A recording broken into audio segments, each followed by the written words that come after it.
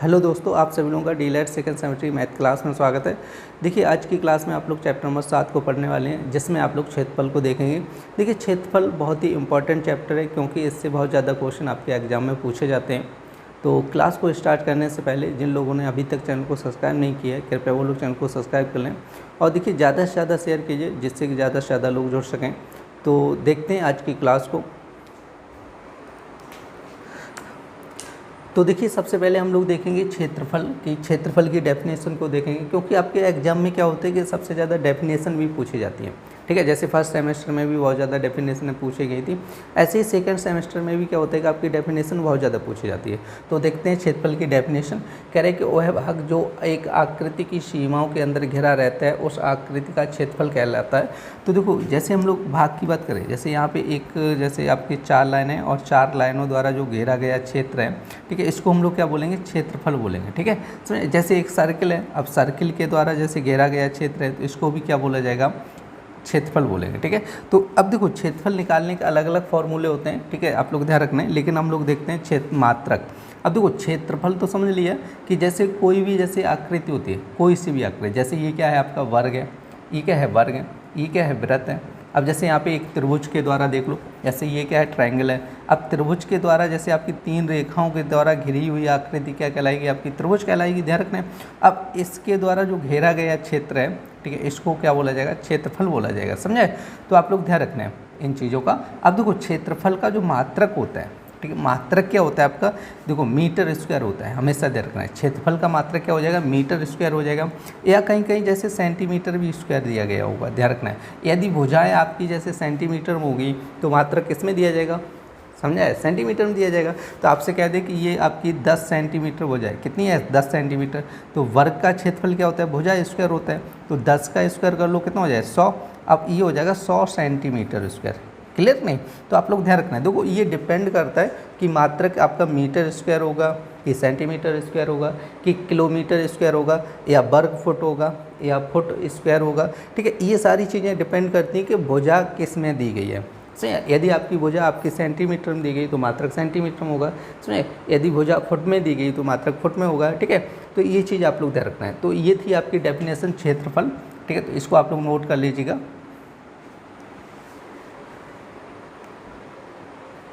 देखिए, अब हम लोग देखने वाले हैं आयतन की डेफिनेशन। कह रहे कि किसी बंद ठोस द्वारा जितना स्थान घेरा जाता है, कह रहे उस स्थान की माप उस ठोस का क्या कहलाती है? आयतन कहलाती है। अब देखो, आयतन को बहुत सिंपल भाषा में जैसे हमें समझना है। जैसे आपका क्या होता है, जैसे एक कमरा है, ठीक है, जैसे कमरा समझ लो या कुछ भी समझ लो, जैसे यहाँ पे एक कमरा समझ लो या बाल्टी समझ लो, कुछ भी समझ लो। अब जैसे उसमें हम लोग क्या करते हैं? पानी भर दें। जैसे कमरे में क्या करें? पानी भरें, तो उसमें पानी कितना भरा जाएगा? ठीक है, उसकी माप। ठीक है, कितना पानी है? जैसे एक कमरा है, कोई उसकी 4 दीवारें होंगी, चारों तरफ से यदि बंद कर दिया जाए, ठीक है, तो उसकी लंबाई, चौड़ाई, ऊंचाई बन जाएगी। तो उसके अंदर कितना पानी आएगा? तो वो क्या बोला जाएगा? समझिए, उसको क्या बोलते हैं? आयतन बोलते हैं। या तो समझो, कमरे के अंदर जैसे कमरा है, उसके अंदर वायु कितनी आएगी? ठीक है, हवा को हम लोग देख सकते हैं, हवा को नाप सकते हैं। तो वो क्या कहलाएगा? एक तरीके से आयतन कहलाएगा। ध्यान रखना है, किसी भी चीज़, जैसे कोई भी बर्तन है, उसके अंदर कितना द्रव या कितना पानी आ रहा है, ठीक है, उसकी माप क्या कहलाती है? आयतन कहलाती है। आप लोग ध्यान रखना है। और वही चीज़ लिखा है कि किसी ठोस द्वारा, कह रहे कि जितना स्थान घेरा जाता है, उस स्थान की माप, ठीक है, उसको क्या कहलाते हैं? आयतन कहते हैं। तो आप लोग ध्यान रखना है। और देखो, इसका मात्रक क्या दिए? मीटर क्यूब दिए गए। क्या दिए गए? मीटर क्यूब दिया गया।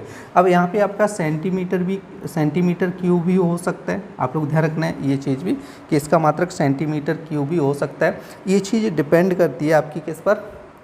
सही, भुजाओं पर। ठीक है, यदि भुजाएं आपकी सेंटीमीटर में है, तो यहाँ पे मात्रक सेंटीमीटर क्यूब भी हो सकता है। क्लियर नहीं? तो ये थी आपकी डेफिनेशन आयतन की। तो आप लोग नोट कर लीजिएगा इसको।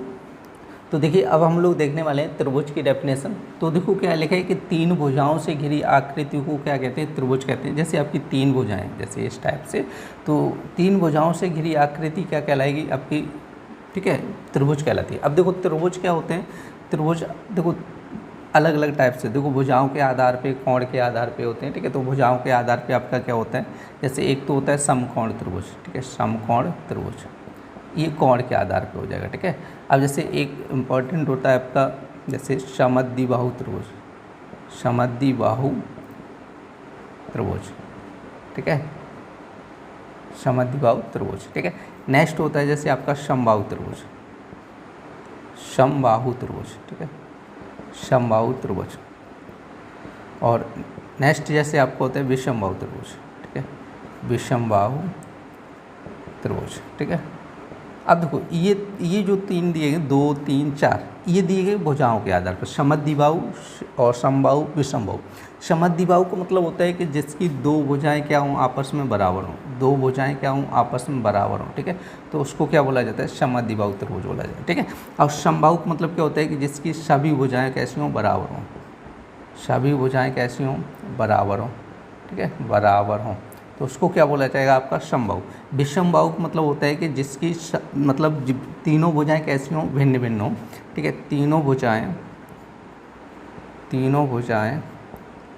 भिन्न भिन्न हों, ठीक है। देखो भुजाओं का मतलब आप लोग ये नहीं समझ रहे, भुजाओं का मतलब जो जैसे त्रिभुज में कितनी भुजाएं होती हैं, 3 भुजाएं होती हैं, तीनों भुजाओं की लंबाई यदि अलग अलग है तो वो क्या बोला जाएगा, विषमबाहु त्रिभुज।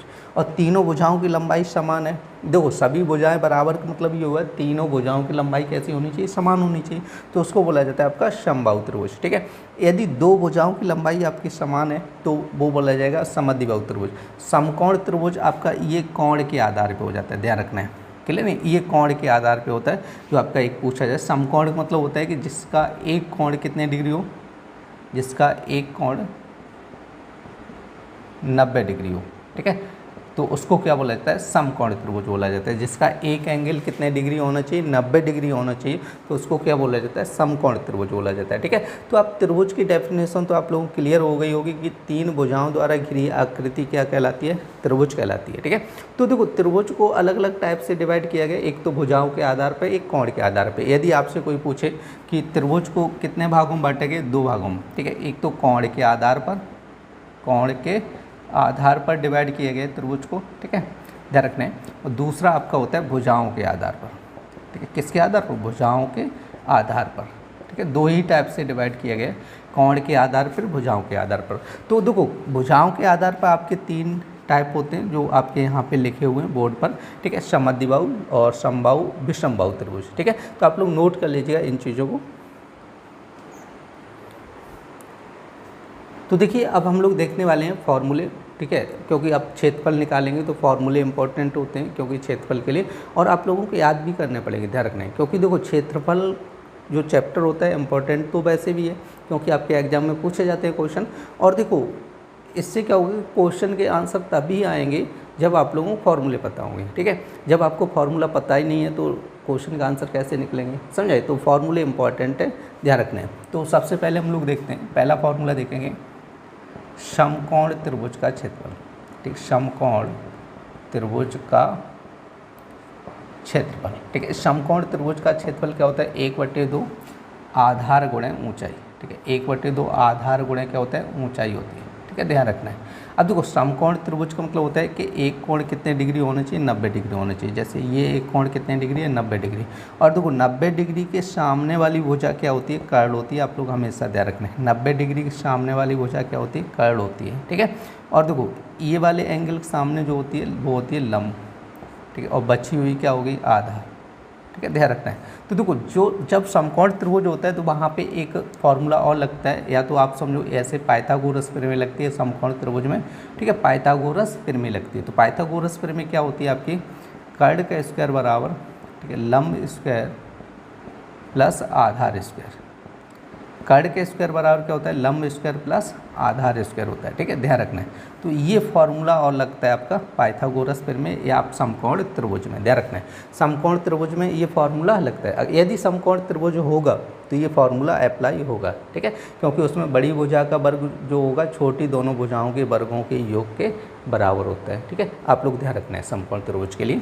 तो उसके बाद हम लोग बात करते हैं समद्विबाहु त्रिभुज या समबाहु त्रिभुज की बात कर लो, समबाहु त्रिभुज, समबाहु त्रिभुज का क्षेत्रफल। अब देखो समबाहु त्रिभुज का क्षेत्रफल क्या होता है आपका, √3/4 इंटू क्या हो जाता है, भुजा स्क्वायर हो जाएगा, क्या हो जाएगा, √3/4 इंटू भुजा स्क्वायर हो जाता है, ठीक है। उसके बाद हम लोग बात करते हैं विषमबाहु त्रिभुज का क्षेत्रफल, ठीक है, विषमबाहु त्रिभुज का क्षेत्रफल, विषमबाहु त्रिभुज का क्षेत्रफल। अब देखो ये क्या होता है, ये हो जाता है आपका under root S, S minus A, S minus B और एस माइनस सी। देखिए इनसे रिलेटेड आज हम लोग क्वेश्चन भी करने वाले हैं, ठीक है। तो अब हम लोग देखते हैं, देखो एस का मान कैसे आएगा, तो A plus B plus C बट्टे 2। अब देखो ए बी सी क्या दी गई, ये त्रिभुज की तीनों भुजाएं दी गई, ठीक है। तो देखिए विषमबाहु त्रिभुज का क्षेत्रफल का फॉर्मूला क्या होता है, under root S, S minus A, S minus B, S minus C. अब एस का मान कैसे आता है, तो A plus B plus C बट्टे 2, आप लोग ध्यान रखना है, ठीक है। तो अब हम लोग देखते हैं एक फॉर्मूला और आप लोग देख लीजिएगा। एक होता है समद्विबाहु, ठीक है, समद्विबाहु त्रिभुज का क्षेत्रफल, त्रिभुज का क्षेत्रफल, ठीक है। अब हम लोग इधर लिखते हैं, तो ये होता है आपका 1/2 A under root 4b square minus A square हो जाता है, ठीक है। तो ये क्या हो जाता है, 1/2 A under root 4b square minus A square हो जाता है। तो देखिए अब देखो इसमें एक चीज़ और समझ लीजिएगा, तो ए बी जो मान दिए गए आप ये भी समझ लो, जो ए होता है उसमें, ठीक है, ए होता है आपकी असमान भुजा होती है, असमान भुजा। असमान भुजा क्या होती है अभी आप लोगों को बता रहा हूँ। बी होती है आपकी समान भुजाओं, होती है समान भुजाएं। देखो अब जैसे हम लोग त्रिभुज की बात करते हैं, त्रिभुज में क्या होता है आपका, और समद्विबाहु त्रिभुज, समद्विबाहु त्रिभुज का मतलब क्या होता है, जिसकी दो भुजाएं कैसी होती हैं, बराबर होती हैं, तीसरी भुजा क्या होती है, अलग होती है। तो जैसे आपकी जैसे ये मानो बी और ये मानो बी, तो ये क्या हो जाएगी ए क्या होती है, असमान भुजा होती है। असमान मतलब ये किसी के समान नहीं होती, ये अलग रहती है। और दो भुजाएं क्या होती हैं, समान होती हैं, तो उनकी लंबाई क्या होती है, वी होती है, ठीक है। तो वी वही लिखा है, समान भुजाएं बी हो जाएगी, और ए जो होगी वो होगी आपकी असमान भुजा, ठीक है। तो ये फॉर्मूले थे त्रिभुज के, तो इन फॉर्मूलों को आप लोग नोट कर लीजिएगा, या तो आप लोग इन फॉर्मूलों का स्क्रीनशॉट ले सकते हैं। तो देखिए अब हम लोग देखने वाले हैं कि समांतर चतुर्भुज। देखो समांतर चतुर्भुज किसे कहते हैं, देखिए ये डेफिनेशन भी आप लोग याद रखना है। देखो जब तक आप लोग इसको समझोगे डेफिनेशन को, ठीक है, तब तक हम लोग क्षेत्रफल कैसे निकालेंगे। तो सबसे पहले डेफिनेशन को समझना होगा। कह रहे कि चार भुजाओं से घिरी बंद आकृति जिसकी कह रहे सम्मुख भुजाएं कैसी होती हैं, समांतर, ठीक है। तो वो समांतर को आपको समझना होगा। देखो समांतर का मतलब क्या होता है, ये चीज़ आप लोग समझो पहले। देखो समांतर का मतलब ये होता है कि जैसे दो भुजाएं खींची हैं ऐसे करके, ठीक है। अब देखो यहाँ से लेकर जैसे यहाँ पर देखो, आप यहाँ पर देखो, कहीं पर भी देखो, दोनों भुजाओं के बीच की दूरी समान है कि नहीं है। देखो गौर से थोड़ा देखो, दोनों भुजाओं के बीच की दूरी कैसी है, समान है। तो इनको क्या बोला जाएगा कि ये समांतर रेखाएं, क्या बोले जाएंगे, ये दोनों समांतर रेखाएं। जैसे मान के चलो ये एक्स वाई है और ये एम एन है, दोनों रेखाएं कैसी हैं, समांतर हैं। क्लियर नहीं।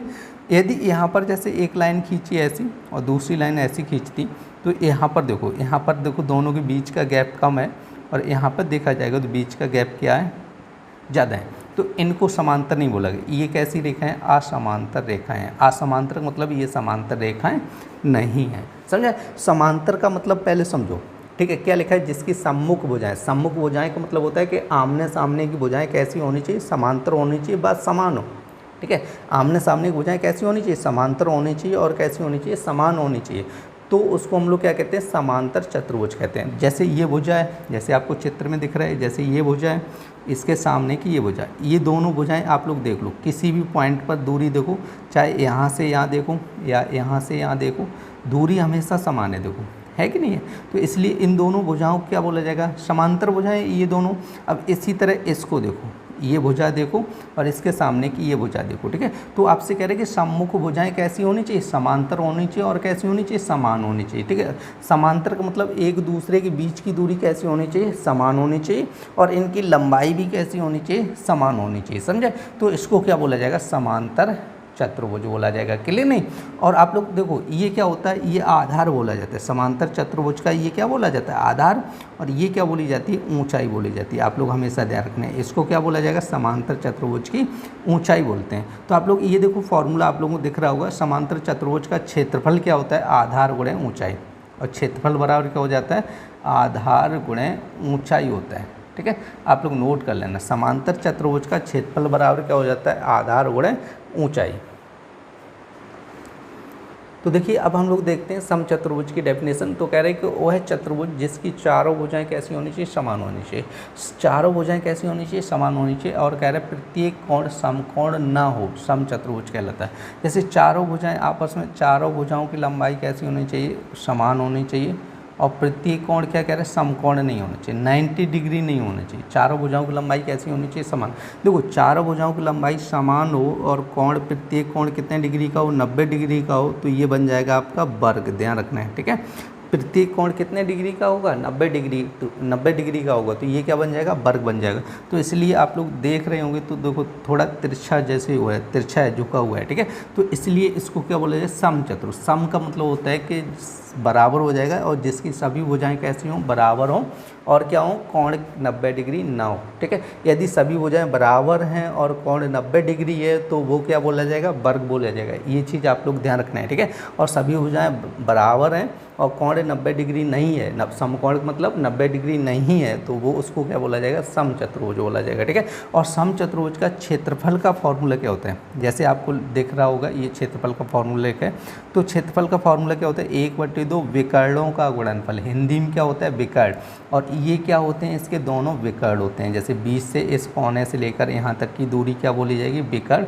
और इस कोने से लेकर इस कोने तक की दूरी ये भी क्या कहलाएगी, विकर्ण। तो आपके दो विकर्ण होते हैं, तो एक को मान लो D1, दूसरे को मान लेंगे D2। तो क्या होता है, विकर्णों का गुणनफल मतलब हो जाता है D1 गुणा D2, ठीक है। देखो एक फॉर्मूला और इम्पॉर्टेंट है, उसको आप लोग ध्यान रखना है। यदि आपका जैसे भुजा दे दे, जैसे ये कहेगा भुजा इतनी है और एक विकर्ण दे दे और आपसे कहे क्षेत्रफल ज्ञात करो, तो इसके लिए एक फॉर्मूला इंपॉर्टेंट होता है, D1² प्लस D2² बराबर आपको हो जाता है 4A², ठीक है। तो ये भी फॉर्मूला आप लोग याद रखना है और कहीं ना कहीं काम आएगा आपके। तो देखिए अब हम लोग देखते हैं समलंब चतुर्भुज। तो यहाँ पे कह रहे हैं कि वह चतुर्भुज जिसमें कह रहे हैं सम्मुख भुजाएं कैसे हैं, कि सम्मुख भुजाओं का एक जोड़ा कह रहे हैं समांतर हो। सम्मुख भुजाओं का मतलब आमने सामने की भुजाओं का जोड़ा कैसा होना चाहिए, समांतर होना चाहिए। कह रहे हैं शेष दो भुजाएं असमांतर हों। असमांतर मतलब वो समांतर नहीं होनी चाहिए, ठीक है। बा कह रहे हैं असमान हो, समलंब चतुर्भुज कह रहा है। जैसे आप लोग देखो आमने सामने का मतलब ये हो गया आपका, जैसे AB भुजा है ना, AB भुजा और CD भुजा देखो आपकी समांतर है कि नहीं है। और देखो ये वाली भुजा आपकी AD और BC समांतर नहीं है, ठीक है। समांतर का मतलब होता है कि इन दोनों के बीच की दूरी कैसी होनी चाहिए, समान होनी चाहिए। तो CD और AB के देखो बीच की दूरी समान होगी हर एक पॉइंट पे, है कि नहीं। तो इन दोनों क्या बोला जाए, समांतर रेखाएं, और ये दोनों समांतर रेखाएं नहीं हैं, समझे। तो यही डेफिनेशन आपकी लिखे, एक सम्मुख भुजाओं का एक जोड़ा कैसा होना चाहिए, समांतर। एक जोड़ा जैसे ये समांतर है कि नहीं, एक जोड़ा कैसा होना चाहिए, समांतर होना चाहिए। और शेष दो भुजाएं क्या नहीं होनी चाहिए, समांतर नहीं होनी चाहिए। तो इसको बोला जाता है समलंब चतुर्भुज। और इसका समलंब चतुर्भुज का फॉर्मूला क्या होता है आपका, 1/2 समांतर भुजाओं का योग। क्या होता है, समांतर भुजाओं का योग, ठीक है। लिखा भी है, ध्यान रखो, ठीक है, लिखा भी है कोष्टक में, भुजाओं का योग। और गुणे क्या हो जाता है, ऊंचाई। आप लोग समझो ऊंचाई क्या होती है, ये देखो यहाँ से लेकर यहाँ तक की दूरी जो होती है ना, वो कहलाती है आपकी ऊंचाई। ये दूरी क्या कहलाती है, ऊंचाई कहलाती है। तो आप लोग ध्यान रखना है। और समांतर भुजाओं का योग मतलब ये होता है आपकी, जैसे ये भुजा है और ये भुजा है, इन दोनों की लंबाई को क्या किया जाएगा, जोड़ा जाएगा, ठीक है। उसमें ऊंचाई से गुणा किया जाएगा और 1/2 तो फॉर्मूले में पहले से ही लगा है, ठीक है। तो आप लोग इसको भी नोट कर लीजिएगा। तो देखते हैं आज की क्लास का फर्स्ट क्वेश्चन कह रहा है, एक समकोण त्रिभुज कह रहा है, त्रिभुज का आधार कह रहा है 5 सेंटीमीटर, ऊंचाई कह रहा है 8 सेंटीमीटर, त्रिभुज का क्षेत्रफल ज्ञात कीजिएगा। तो फर्स्ट क्वेश्चन देखो, आधार बराबर कितना दिया है इसका, 5 सेंटीमीटर दिया है, ठीक है। ऊंचाई बराबर कितनी दी गई आपकी, 8 सेंटीमीटर, ठीक है। हमसे कह रहा है क्षेत्रफल, और क्षेत्रफल इक्वल टू देखो समकोण त्रिभुज का क्षेत्रफल क्या होता है, 1/2 आधार गुणा ऊंचाई, ठीक है, आधार गुणा ऊंचाई, ठीक है। आप लोग फॉर्मूले याद कर लीजिएगा, ठीक है।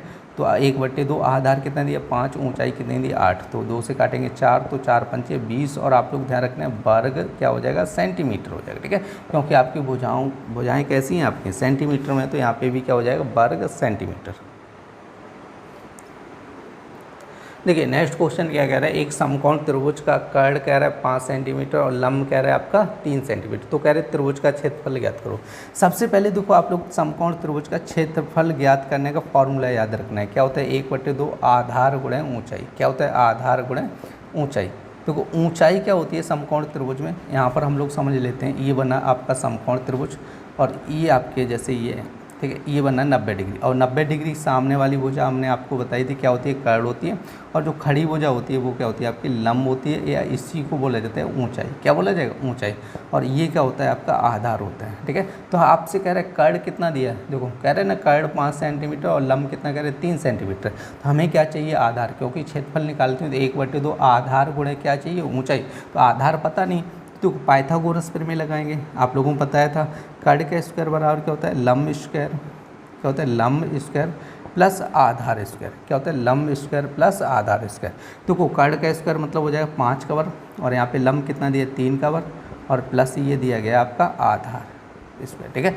5 का वर्ग कितना है 25, 3 का वर्ग 9, प्लस ये हो जाएगा आपका आधार स्क्वायर, ठीक है। अब देखो 9 इधर आएगा तो 25 माइनस 9 करोगे कितना हो जाए 16, वो यहाँ पे लिखना होगा 25 माइनस 9, क्योंकि इधर आ जाएगा तो ये बन जाएगा आधार स्क्वायर, ठीक है। तो ये हो जाएगा आधार स्क्वायर इक्वल टू कितना हो जाएगा आपका 16 हो जाएगा। तो स्क्वायर इधर लगेगा, आपका आधार इक्वल टू आपका कितना है √16 हो जाएगा।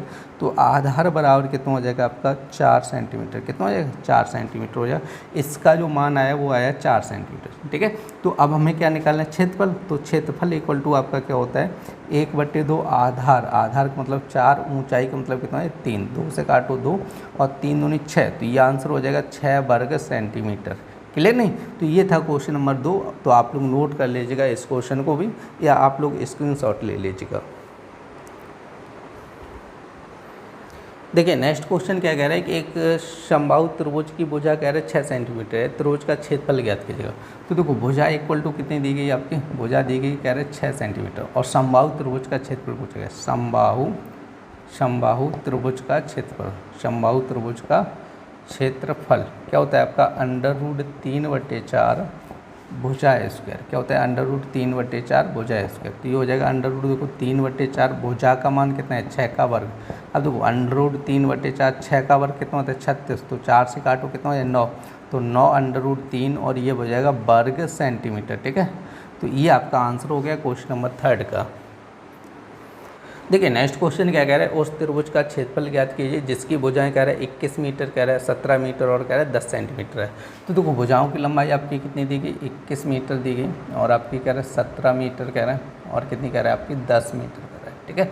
तो सबसे पहले देखो आपका विषमबाहु त्रिभुज है, विषमबाहु त्रिभुज आप लोगों को बताया जिसकी सभी भुजाएं भिन्न भिन्न हो तो उसको क्या बोला जाए विषमबाहु त्रिभुज।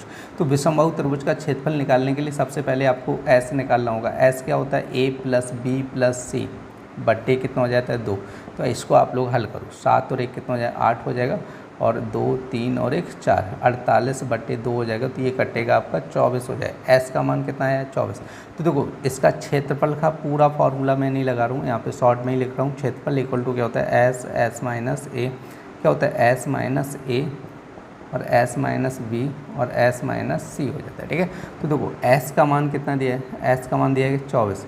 अब देखो 24 में से आपको क्या करना है 24 माइनस आपको करना है 21, फिर 24 माइनस कितना कर रहा है 17, और 24 माइनस कितना करना है 10 करना है, ठीक है। तो देखो एक एक भुजा घटा दो तो आपका यहाँ पे बनेगा देखो 24, और यहाँ पे देखो 24 में से गया 3 बचेगा, और यहाँ पे 24 में से 17 गया तो कितना बचेगा आपका 7 बचेगा, ठीक है। तो इसमें से घटाएंगे तो ये 14 बनेगा, ठीक है। तो अब आप लोग क्या करो इसको हल कर लो। अब इसको हल क्या करना है, देखो 4 गुणा 6 करेंगे, 6 चौक 24 गुणा 3 + 7, और यहाँ पे आप लोग लिख लीजिएगा, यहाँ पे गुणा का चिन्ह होगा, ध्यान रखना है आप लोग 2 गुणा 7 कर लीजिएगा, ठीक है। तो अब आप लोग चाहते हो तो देखो यहाँ पर ऐसे भी हल कर सकते हो, 6 दूनी 12 कर लो, ठीक है। और यहाँ से या तो इसके भी फैक्टर कर लो, क्योंकि फैक्टर करना पड़ेगा, मजबूरी है।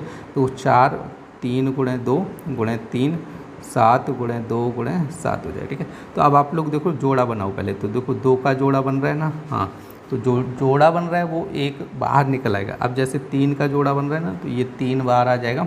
अब देखो 7 का जोड़ा बन रहा है, 7 भी बाहर आ जाएगा। अब देखो यहाँ पे 4 लिखा है, 4 कितने का वर्ग होता है 2 का, तो यहाँ पे 2 बाहर आ जाएगा, ठीक है। तो अब आप लोग गुणा कर लो, 2 गुणे 2 कितना हो 4, और 7 या 21, और यहाँ पे कितना हो जाए 4 × 4 4 दूनी 8, ठीक है। 84 वर्ग आपका क्षेत्रफल था ना, वर्ग सेंटीमीटर हो जाएगा, ठीक है। तो आप लोग ध्यान रखना जब विषमबाहु त्रिभुज आता है तो वो उसको इसी तरह से सॉल्व करना होता है। देखिए नेक्स्ट क्वेश्चन क्या कह रहे हैं, त्रिभुज की भुजाएं दी 112, 78 और कह रहा है 50 सेंटीमीटर। कह रहे हैं त्रिभुज का क्षेत्रफल ज्ञात करो। तो आपका कह रहा है 112 सेंटीमीटर कह रहा है, कॉमा 78 सेंटीमीटर कह रहा है, और आपका कह रहा है 50 सेंटीमीटर कह रहा है। ठीक है, तो आप लोग ध्यान रखना तीनों अलग अलग हैं, तो ऐसे निकालना पड़ेगा 112 + 78 + 50। ठीक है, बट्टे 2 कर लो। तो इसको जोड़ेंगे 8 और 2 कितने हैं 10, और 7 5 12 और 13 1 14। ठीक है, 2 और 1 14, मतलब आपका 240/2 हो जाएगा। ठीक है, तो ये हो जाएगा 120। एस का मान कितना है 120। तो क्षेत्रफल निकालना है, तो क्षेत्रफल के लिए हमें क्या करना है, देखो 120। नेक्स्ट क्वेश्चन क्या करना है 120 - 112, 120 माइनस कितना हो जाएगा 78 हो जाएगा। नेक्स्ट क्या करना है आपको 120 - 50 हो जाएगा। ठीक है, ये चीज़ आप लोग ध्यान रखना है। तो ये बन जाएगा, देखो यहाँ पे बनेगा 120 और यहाँ पे बनेगा आपका 8, और यहाँ पे आपका जैसे 78 घटाओगे तो ये बनेगा आपका 42 हो जाएगा। ठीक है, तो आपका बन जाएगा यहाँ पर आपका बन जाएगा 70 हो जाएगा। तो देखो इसके तोड़ना है अलग अलग भागों में, तो आपको अलग अलग भागों में कैसे तोड़ना है, जैसे 120 है ना, तो यहाँ पे 120 को ऐसे लिखो 12 × 10 लिख लो, और यहाँ पे देखो 8 को ऐसे लिखो 8 लिखा रहने दो, और यहाँ पे आपका लिखो 6 × 7 कर लो, और यहाँ पे आप तोड़ो 7 × 10 कर लो। ठीक है, तो देखो 10 तो बाहर आ जाएगा। ठीक है, क्योंकि 10 का भी जोड़ा बन गया। अब जोड़ा किसका नहीं बना वो लोग इधर बना लो। ठीक है, तो जो जोड़ा कैसे बनेगा आपका, जैसे आपका लिखा 12, 12 को ऐसे लिखो 6 × 2 लिख लो। ठीक है, 6 दूनी 12, तो यहाँ पे आपका लिख लो 4 × 2 लिख लो, × 6, 7 × 7 × 10। ठीक है, तो अब देखो यहाँ से क्या होगा, आप लोग कॉमन कर लो, जोड़ा बनाओ। जैसे यहाँ पे 2 बार आएगा, 10 10 का जोड़ा बनाओ तो ये 10 बार आ जाएगा। जैसे आपका 7 7 का जोड़ा बनाओ 7 बार कर लो, और किसका रह गया 6 और 6 का रह गया तो 6 कर लो, और यहाँ पे एक 4 और बच्चा, 4 का कितना हो जाए 2, तो इसको हल करो। देखो 6 दूनी कितना है 12, और 12 दूनी कितना है 24, 24 × 10 करोगे 240 × 7 हो जाएगा 0, और 7 चौको 28 2 हो जाएगा, 7 दूनी 14 और 2 कितना हो जाएगा 16। ठीक है, तो इसका जो आंसर आएगा 1680 वर्ग सेंटीमीटर हो जाएगा। ठीक है, तो इसकी भुजाएं सारी क्या दी थी सेंटीमीटर में दी थी, तो आप लोग नोट कर लीजिएगा इस क्वेश्चन को।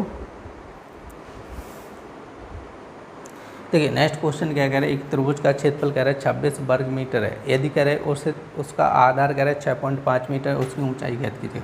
तो वो आधार कितना दिया गया आपका 6.5 सेंटीमीटर, वो 5 मीटर दिया गया। ठीक है, तो आपका क्षेत्रफल कितना दिया गया, क्षेत्रफल दिया गया आपका 32 वर्ग सेंटीमीटर, वो सॉरी मीटर कह रहे हैं। तो देखो क्षेत्रफल बराबर क्या होता है, फॉर्मूला लगाना है 1/2 आधार गुणा ऊंचाई। क्या हो जाता है 1/2 आधार गुणा ऊंचाई हो जाता है। ठीक है, तो 1/2, अब देखो यहाँ पे आधार का मान कितना है 26 गुणा 1/2।